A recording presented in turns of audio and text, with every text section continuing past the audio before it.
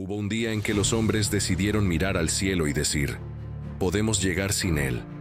En las llanuras de Sinar, bajo un mismo idioma, la humanidad construyó la torre que pretendía tocar a Dios.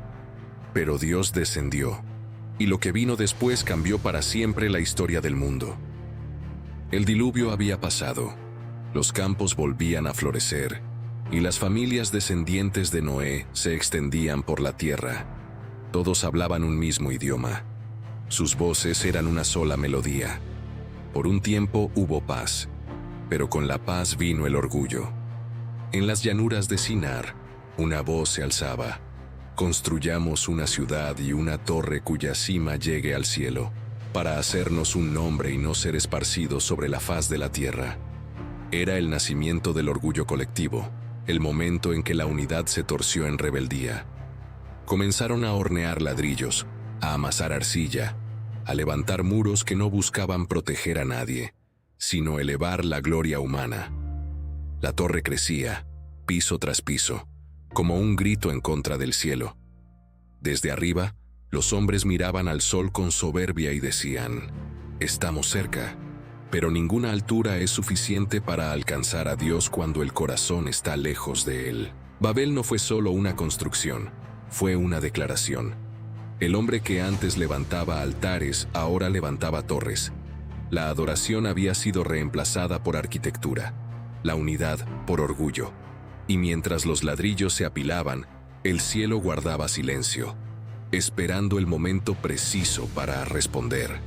Un día, el Eterno descendió a mirar la obra de los hombres, no porque necesitara ver, sino para mostrar que ninguna grandeza humana queda fuera de su mirada. Vio la torre, escuchó las voces, entendió el corazón, y dijo, este pueblo es uno solo, y todos hablan un mismo lenguaje. Ahora nada les será imposible. No era una declaración de admiración, sino de advertencia, porque cuando la unidad se construye sobre el orgullo, la caída es inevitable. Entonces Dios decidió actuar de la forma más sutil y más profunda. No derribó la torre con fuego, sino con palabras. Confundió las lenguas. Donde había un solo idioma, de repente hubo cientos. Los obreros ya no podían entenderse. Los planes se rompían con cada orden mal entendida. Los amigos se volvían extraños.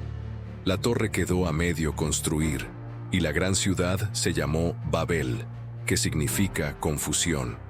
El primer imperio humano se derrumbó sin una espada, solo por la intervención de aquel que controla el lenguaje y la vida.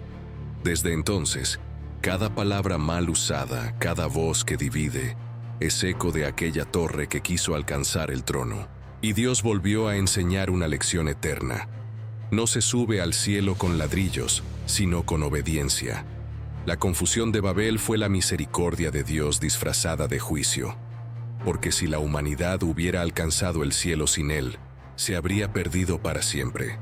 Los siglos pasaron, y las lenguas se multiplicaron por toda la tierra, pero el espíritu de Babel no murió. Cada vez que el hombre construye su propia gloria sin Dios, la torre vuelve a levantarse. Hoy ya no se hacen de ladrillo y arcilla, sino de poder, ego y vanidad.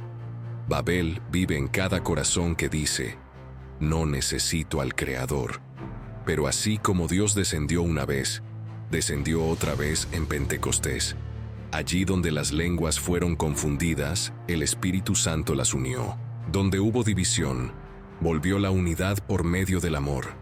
El lenguaje del orgullo divide, pero el lenguaje del Espíritu reúne. Y esa es la lección oculta de Babel, que solo el Espíritu puede reconciliar lo que el orgullo rompió. La torre no fue castigada por su altura, sino por su intención. Dios no se opone al progreso, sino a la gloria sin su presencia.